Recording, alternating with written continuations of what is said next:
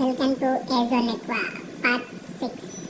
మనమైతే పార్ట్ 5లో చెప్పినట్టుగా సక్సెస్ఫుల్గా బీటా బ్రీడింగ్ సక్సెస్ఫుల్ అయ్యింది. కాకపోతే ఫిమేల్ ఒకసారి పని అయిపోయిన వెంటనే మేల్ అయితే తను ఉన్న బబుల్ నెస్ట్కి ప్రొటెక్షన్గా ఉండి ఫిమేల్ని అయితే దగ్గరికి కూడా రానివ్వదు, పొట్టు పడుతుంది. మీరు చూడొచ్చు, అది రెడ్ కాపర్ రెడ్ ఫిమేల్ వచ్చి చూసారా లేకపోయినా కాకుండా దీనికి కూడా మల్టిపుల్ ఇంజరీస్ అవుతాయి, చాలా కనిపిస్తున్నాయి.